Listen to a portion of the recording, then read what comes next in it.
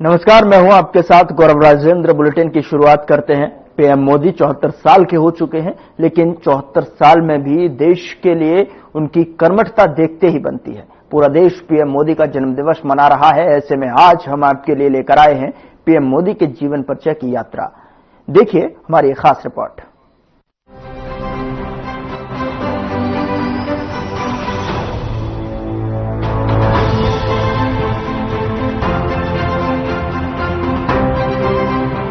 नरेंद्र दामोदर दास मोदी भारत के ऐसे दूसरे प्रधानमंत्री हैं जिन्होंने लगातार तीसरी बार प्रधानमंत्री पद की शपथ ली है। आज पीएम मोदी 74 साल के हो चुके हैं। मोदी के बारे में एक दिलचस्प तथ्य ये है कि वो पहली बार विधायक के रूप में गुजरात के मुख्यमंत्री बने। इसी तरह वो पहली बार सांसद के रूप में सीधे भारत के प्रधानमंत्री बने। 2014 में बीजेपी की बहुमत से जीत के लिए नरेंद्र मोदी को श्रेय दिया जाता है और ये साल 1984 के बाद पहली बार हुआ। मोदी का जन्म 17 सितंबर 1950 को वडनगर में एक गुजराती परिवार में हुआ था। उनके पिता का नाम दामोदर दास मुचंद मोदी और माता का नाम हीराबेन मोदी है। बचपन में वो चाय बेचने में अपने पिता की मदद करते थे और बाद में उन्होंने खुद का चाय स्टॉल भी चलाया। मोदी 8 साल की उम्र में आरएसएस के संपर्क में आए और यहाँ से संगठन के साथ एक लंबा साथ शुरू हुआ। वो साल 1985 में बीजेपी में शामिल हो गए। आरएसएस के साथ लंबे समय तक रहने के बाद भारतीय जनता पार्टी में आए और फिर उनके राजनीतिक सफर में तब गति आई जब वो गुजरात के मुख्यमंत्री चुने गए।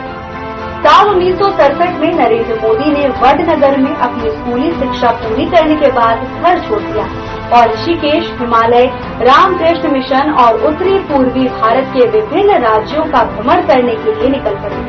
इस दौरान नरेंद्र मोदी ने वहां की संस्कृति को देखा और समझा। साल 1972 में नरेंद्र मोदी राष्ट्रीय स्वयंसेवक संघ में शामिल हुए और संघ को अपना जीवन समर्पित करने का निर्णय लिया। 1975 में आरएसएस ने नरेंद्र मोदी को गुजरात लोक संघ समिति का महासचिव नियुक्त किया। नरेंद्र मोदी तत्कालीन सरकार का विरोध करने वाली पैम्फलेट की प्रिंटिंग में शामिल थे। 1978 में नरेंद्र मोदी आरएसएस के संभाग प्रचारक बने। सूरत और वडोदरा में होने वाले संघ के कार्यक्रमों में वो बढ़ चढ़कर हिस्सा लेने लगे। 1979 में वो आरएसएस संभाग प्रचारक बन गए। सूरत और वडोदरा के क्षेत्रों में आरएसएस की गतिविधियों से जुड़ गए। वो दिल्ली में आरएसएस के लिए काम करने पहुंचे, जहां उन्हें आपातकाल के इतिहास के बारे में आरएसएस के संस्करण का शोध और लेखन के लिए रखा गया था। 1987 में मोदी ने अहमदाबाद नगर पालिका चुनाव में बीजेपी के अभियान को व्यवस्थित करने में मदद की और बीजेपी ने चुनाव में जीत दर्ज की। 1986 लाल कृष्ण आडवाणी के बाद मोदी को बीजेपी का अध्यक्ष बनाया गया। उस समय आरएसएस ने बीजेपी के भीतर अपने सदस्यों को महत्वपूर्ण पदों पर रखने का फैसला किया। 1987 में नरेंद्र मोदी को बीजेपी की गुजरात इकाई के ऑर्गेनाइजिंग सचिव के रूप में निर्वाचित किया गया। नरेंद्र मोदी ने 1990 में लाल कृष्ण आडवाणी की राम रथ यात्रा और 1991 में मुरली मनोहर जोशी की एकता यात्रा आयोजित करने में मदद की। 1995 में वो बीजेपी के राष्ट्रीय सचिव चुने गए और नई दिल्ली चले गए। उन्होंने हरियाणा और हिमाचल प्रदेश के चुनाव अभियान का नेतृत्व किया। मोदी को 1996 में बीजेपी के महासचिव संगठन के रूप में पदोन्नति दी गई। अपनी लगन के चलते नरेंद्र मोदी अटल बिहारी वाजपेयी के करीबी हो गए और पार्टी में भी उनका दबदबा बढ़ने लगा। साल 2001 में केशुभाई पटेल का स्वास्थ्य खराब हुआ और बीजेपी ने उपचुनावों में कुछ राज्य विधानसभा सीटें खो दी। बीजेपी के राष्ट्रीय नेतृत्व ने पटेल की जगह नरेंद्र मोदी को गुजरात के मुख्यमंत्री की कमान सौंप दी। 7 अक्टूबर 2001 को मोदी ने गुजरात के मुख्यमंत्री के रूप में शपथ ली। નરેન્દ્ર દામોદરદાસ મોદી ઈશ્વરના નામે સોગંદ લઉં છું ઈશ્વરના નામે સોગંદ લઉં છું કે કાયદાથી સ્થાપિત ભારતના સંવિધાન પ્રત્યે હું સાચી શ્રદ્ધા અને નિષ્ઠા ધરાવીશ હું ભારતના સાર્વભૌમત્વનું અને અખંડતાનું સાર્વભૌમત્વનું અને અખંડતાનું સમર્થન કરીશ અને હું ગુજરાત રાજ્યના મુખ્યમંત્રી તરીકેના અને હું ગુજરાત રાજ્યના મુખ્યમંત્રી તરીકેના મારા કર્તવ્યો શ્રદ્ધાપૂર્વક અને અંતઃકરણપૂર્વક બજાવીશ અને ભય કે પક્ષપાત રાગ કે દ્વેષ વિના તમામ લોકો સાથે સંવિધાન અને કાયદા અનુસાર ન્યાયપૂર્વક વર્તીશ. હું નરેન્દ્ર દામોદરદાસ મોદી ઈશ્વરના નામે સોગંદ લઉં છું કે હું ગુજરાત રાજ્યના મુખ્યમંત્રી તરીકે 24 फरवरी 2002 को उन्होंने राजकोट तृतीय निर्वाचन क्षेत्र में उपचुनाव जीता. उन्होंने कांग्रेस के अश्विन मेहता को 14,728 मतों से पराजित किया. ये उनकी पहली और बहुत छोटी समय सीमा थी. 2002 में उन्होंने मणिनगर से चुनाव लड़ा और बेहतरीन जीत दर्ज की. उन्होंने कांग्रेस के ओझा यतिन भाई नरेंद्र कुमार को 38,256 मतों से पराजित किया. उन्हें गुजरात के मुख्यमंत्री के रूप में दूसरी पारी के लिए भी चुना गया.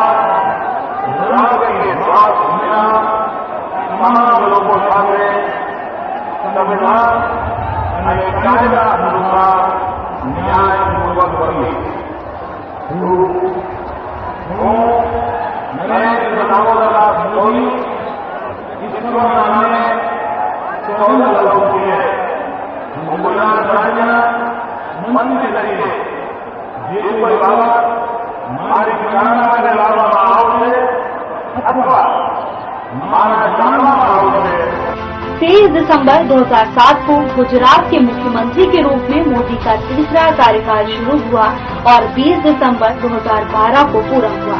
इस बार फिर उन्हें मणिनगर से जीत हासिल हुई. उन्होंने कांग्रेस के दिलशा पटेल को हराया. હું નરેન્દ્ર દામોદરદાસ મોદી ઈશ્વરના નામે સોગંદ લઉં છું કે કાયદાથી સ્થાપિત ભારતના સંવિધાન પ્રત્યે હું સાચી શ્રદ્ધા અને નિષ્ઠા ધરાવીશ. 2012 में मोदी फिर से मणिनगर से चुने गए. इस बार उन्होंने भट्ट श्वेता संजीव को 34,097 मतों से पराजित किया. उन्होंने फिर से मुख्यमंत्री के रूप में चौथे कार्यकाल के लिए शपथ ली. बाद में उन्होंने 2014 में विधानसभा से इस्तीफा दे दिया.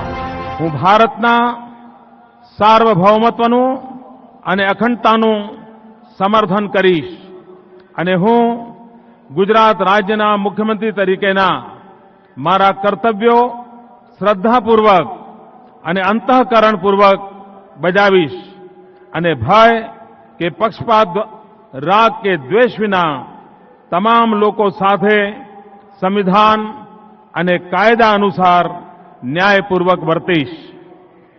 હું નરેન્દ્ર દામોદરદાસ મોદી ઈશ્વરના નામે સોગંદ લઉં છું કે હું ગુજરાત રાજ્યના મુખ્યમંત્રી તરીકે જે કોઈ બાબત મારી વિચારણા માટે લાવવામાં આવશે.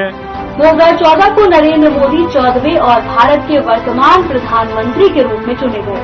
मोदी ने 26 मई 2014 को भारत के प्रधानमंत्री के रूप में शपथ ली. मैं नरेंद्र दामोदरदास मोदी ईश्वर की शपथ लेता हूं कि मैं विधि द्वारा स्थापित भारत के संविधान के प्रति सच्ची श्रद्धा और निष्ठा रखूंगा. मैं भारत की प्रभुता और अखंडता का अक्षुण्ण रखूंगा।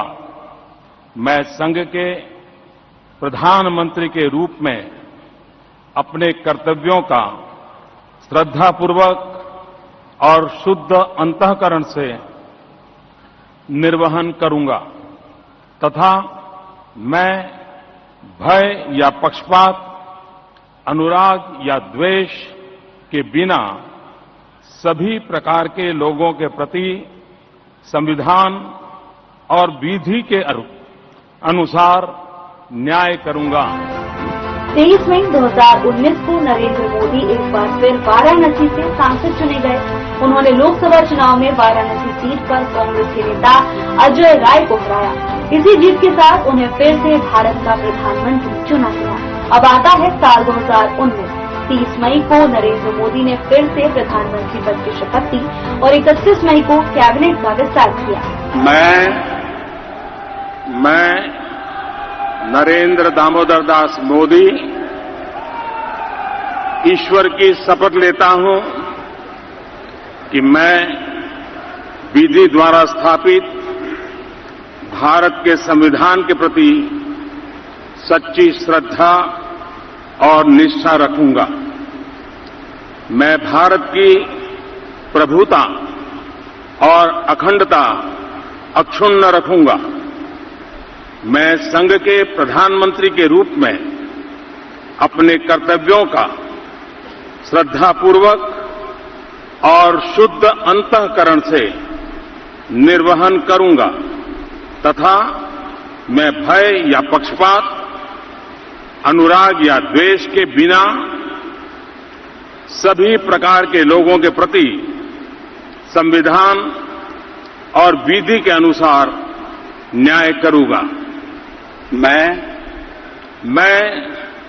नरेंद्र दामोदर दास मोदी ईश्वर की शपथ लेता हूं कि जो विषय संघ के प्रधानमंत्री के रूप में मेरे विचार के लिए लाया जाएगा।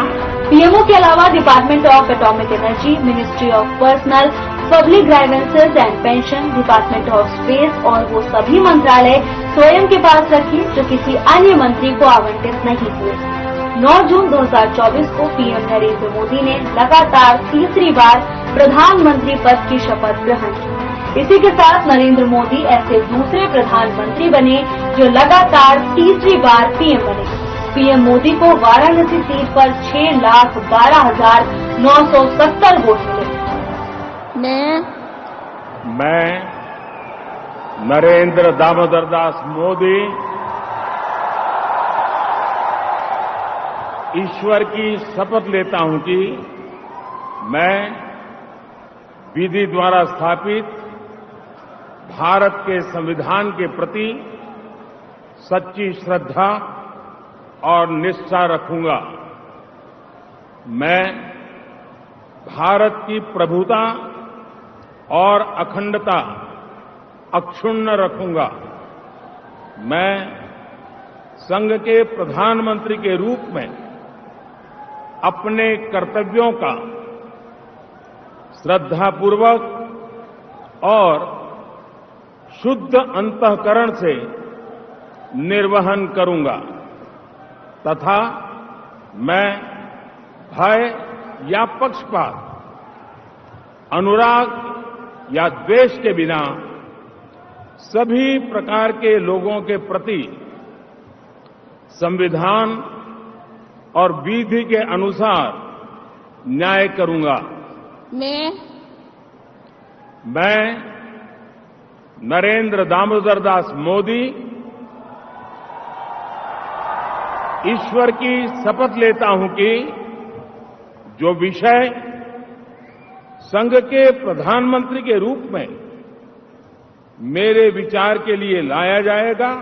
नरेंद्र मोदी की लोकप्रियता का अंदाजा इसी बात से लगाया जा सकता है कि वो लगातार तीसरी बार प्रधानमंत्री चुने गए। इसी के साथ देश ही नहीं विदेशों में भी पीएम मोदी का डंका बजता है। आज हर देश भारत को अहमियत देता है, भारत के हर बयान पर नजर रखता है। पीएम मोदी 2007 के एक राष्ट्रव्यापी सर्वेक्षण में सर्वश्रेष्ठ मुख्यमंत्री साबित हुए। 2014 में इंडियन ऑफ द ईयर चुने गए। 2014, 2015 और 2017 में विश्व में 100 सबसे प्रभावशाली लोगों की लिस्ट में से एक रहे। 2014 और 2016 के रीडर्स पोल में मोदी ने पर्सन ऑफ द ईयर यानी कि साल के सबसे प्रभावशाली व्यक्ति का खिताब हासिल किया। साल 2014 में पीएम मोदी को दुनिया का 15वां सबसे शक्तिशाली व्यक्ति माना गया।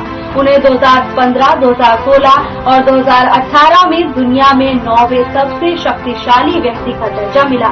2015 में मोदी दुनिया के सबसे महान नेताओं की पहली वार्षिक सूची में 5वें स्थान पर रहे। अपनी प्रीमियरशिप के दौरान भारत 2018 में विश्व बैंक द्वारा बिजनेस रैंकिंग की लिस्ट में 100वें स्थान पर पहुंच गया। देश का शायद ही कोई ऐसा नेता रहा हो जिसने इतने खिताब हासिल किए हों। 74 साल की उम्र में भी पीएम मोदी देश को मजबूत करने में जुटे हैं।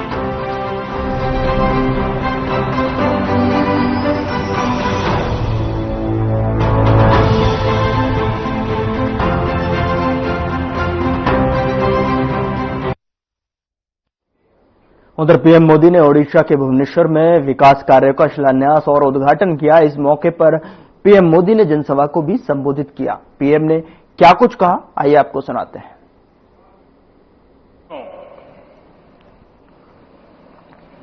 ओडिशारो प्रिय भाई और भौणी मानंको मोर अग्रिम शारदीय शुभेच्छा। भगवान जगन्नाथ की कृपा से आज एक बार फिर मुझे ओडिशा की पावन धरती पर आने का सौभाग्य मिला है। जब भगवान जगन्नाथ की कृपा होती है, जब भगवान जगन्नाथ जी का आशीर्वाद बरसता है, तब भगवान जगन्नाथ की सेवा के साथ ही जनता जनार्दन की सेवा का भी भरपूर अवसर मिलता है। साथियों, आज देश भर में गणेश उत्सव की धूम है। गणपति को विदाई दी जा रही है। आज अनंत चतुर्दशी का पावन पर्व भी है।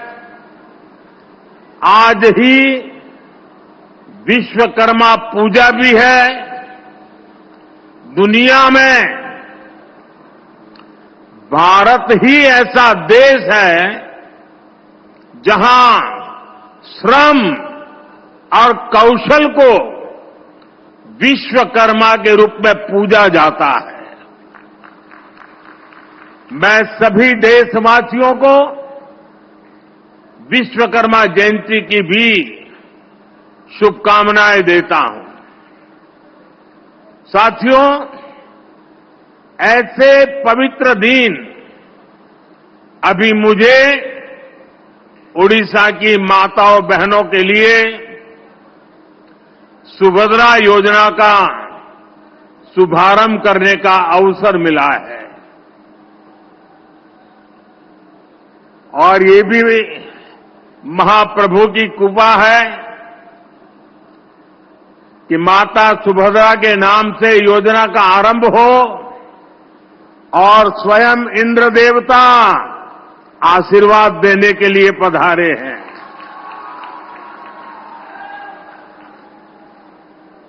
आज देश के 30 लाख से ज्यादा परिवारों को यही भगवान जगन्नाथ जी की धरती से देश भर के अलग अलग गांवों में लाखों परिवारों को पक्के घर भी दिए गए हैं।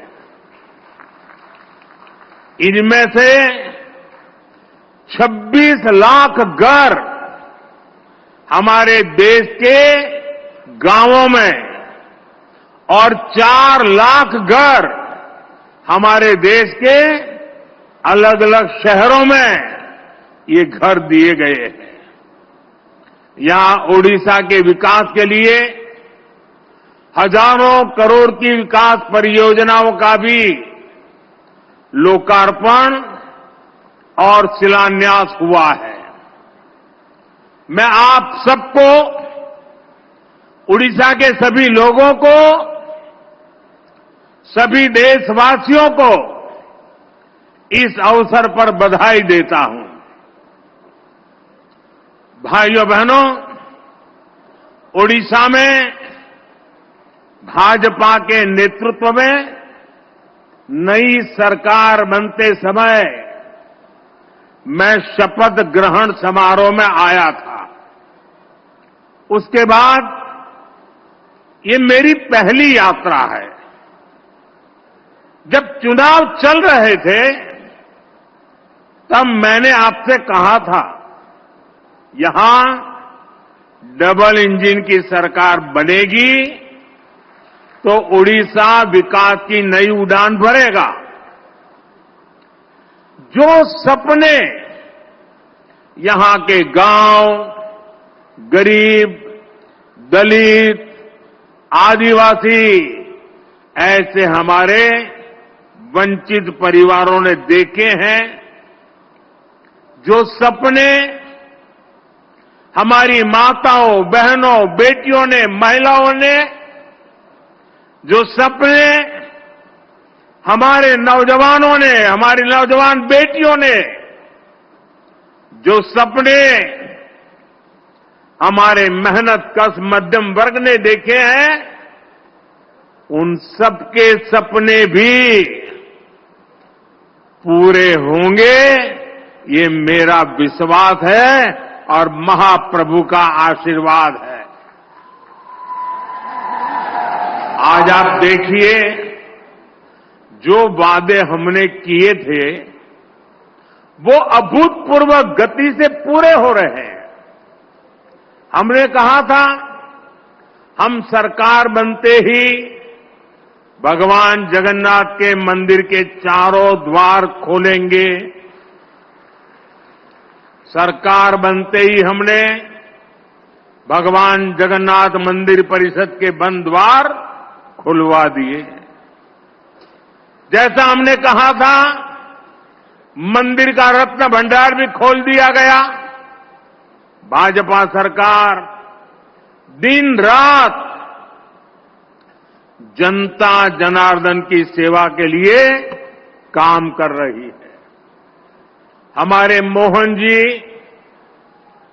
केवी सिंहदेव जी, बहन प्रभाती परिड़ा जी और सभी मंत्रियों के नेतृत्व में सरकार खुद जनता के पास जा रही है, उनकी समस्याओं के समाधान का प्रयास कर रही है। और मैं इसके लिए यहां की मेरी पूरी टीम की, मेरे सभी साथियों की भरपूर प्रशंसा करता हूं, मैं उनकी सराहना करता हूं। भाइयों बहनों, आज का ये दिन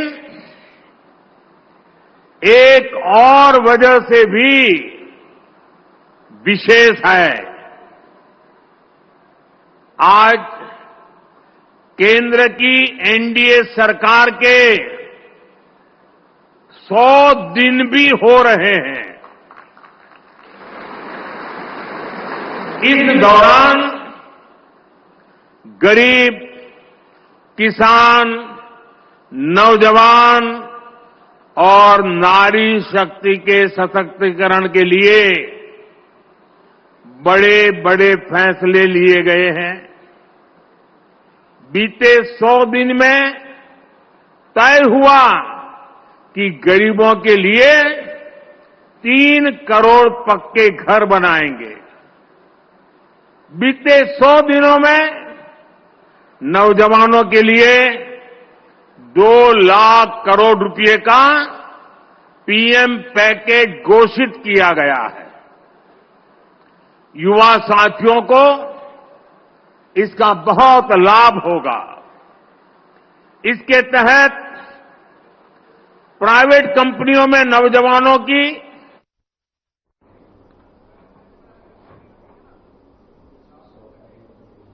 तो आप सुन रहे थे भुवनेश्वर से जो है पीएम मोदी को, जो कि वहां पर तमाम तरीके की शिलान्यास और योजनाओं का लोकार्पण प्रधानमंत्री नरेंद्र मोदी ने करते हुए नजर आए और साथ ही साथ सभा को भी संबोधित किया और साथ ही अपने कार्य प्रणाली को भी वहां पर बखूबी गिनाते हुए भी नजर आए। फिलहाल बुलेटिन में इतना ही। नमस्कार।